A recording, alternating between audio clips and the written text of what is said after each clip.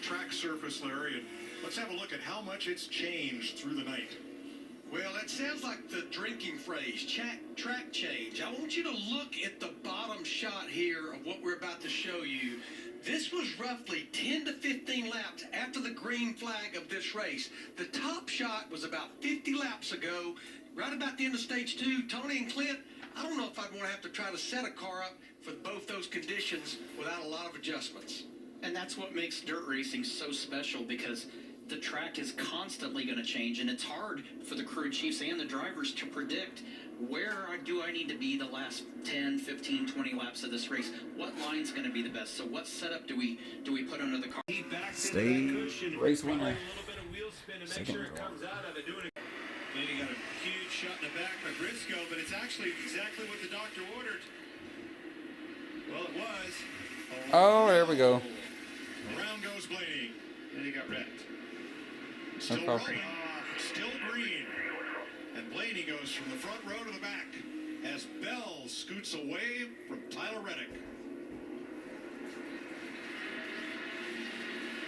All right, Reddick right to the point. Right up high.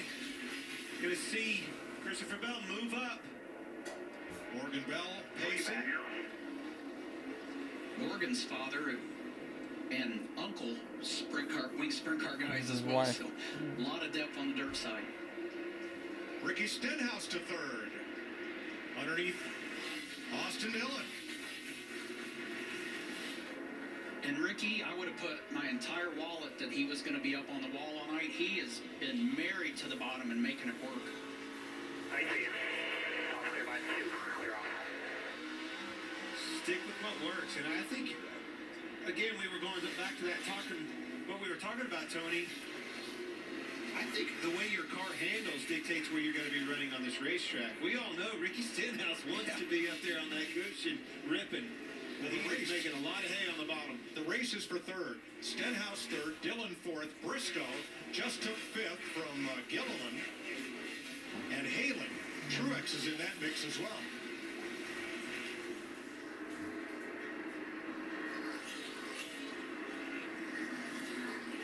Reddick is mirroring Bell's lap times. Yeah, he just got in the wall a little bit. Got in the wall in the middle of 3 and 4.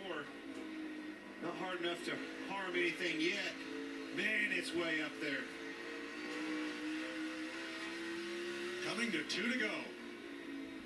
Christopher Bell is going to lead his 98th lap of the race this time. And now Reddick draws a little bit closer. Takes so much discipline. Dillon Only on that 92 cushion left. and stay out of that mirror. Dillon for third against Stenhouse. And 3 wide behind them for 5th place. Reddick had a good corner in 1 and 2 there. Listen, Christopher's not leaving that top right now. There's no use for him to look in the mirror. The best thing he can do is focus straight ahead. White flag, credit one bank. Crash on the back stretch. One car stopped against the inside wall. Still going, still green. And he's rolling. We're still green. Oh, he's in the fence. Try to stay on the outside. Caution's out. Caution's out. Stay low. Stay low. Christopher Bell Race is over. comes to the flag. And checkers wave over the Joe Gibbs number 20. You won. Hell Bell, yeah, buddy. Good Bell, Joe Gibbs Racing and Toyota are going to victory lane. Finally, a dirt track driver wins the dirt race at Bristol. Finally, we talked to him in the pre-race, and he answered that. He said, the reason is we keep wrecking each other. Well, he fixed that problem, got his big win. Man, that was shaping up to be wild. Reddick was right on him. That was the right call. Had to throw the caution, had a car right in the groove. But you got to give it to Christopher Bell. You knew one of these guys was going to eventually win this race, and there was a good chance it would be this kid. 5th career win for Bell, who last won at Martinsville last fall. He becomes the 7th driver to go to victory lane this season. And since the start of 2021, he is the winningest Joe Gibbs Racing driver. I knew it was going to be a matter of time before Christopher Bell found victory lane. He's been very solid. The Gibbs bunch been kind of quiet, but over the last year, even 2 years, he's been the one that's slowly rising to the top of the Gibbs camp. I remember when Kyle Larson started in the Cup Series, and I was sitting in the motorhome. We were both watching a Western States midget race, and he goes, "This kid is better than me." I said, "Who is it?" He goes, "Christopher Bell." See what he's doing? Polish victory lap. Pretty cool.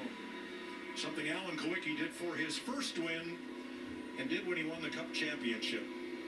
Because he said, I wanted to do something people would Remember me for. long after I'm gone. They do, and drivers do. Left side window to the fans, saluting them on the way to victory.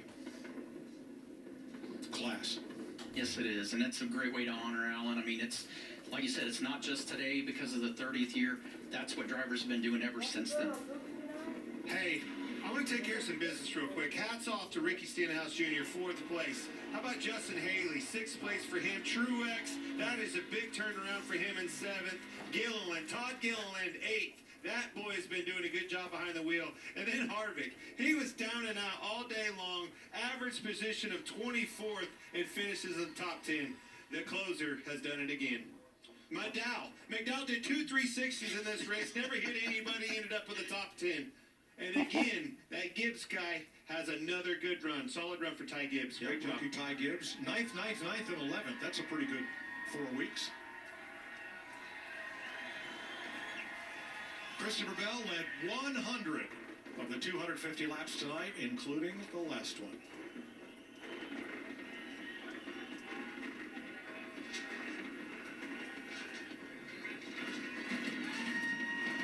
All right, let's join Regan Smith. Well, Christopher Bell had to drive 100 perfect laps at the end of that race. You had restarts, you had challenges from Chase Briscoe, from Tyler Reddick. You held them all off. How does this one feel on Easter? Man, let me tell you, those were some of the longest laps of my entire life. You know, this place is so much fun, whether it's dirt or concrete. And whenever the cushion got up there on the top, it was very tough because you couldn't drive it super hard. Otherwise, you get sucked in. And if you got your right front into it, you push a little bit. If you got your right rear into it, you'd slide. So it was a lot of fun. But, man, I'm just so grateful to be here driving this number 20 for DeWalt, Joe Gibbs Racing. And that was a lot of fun.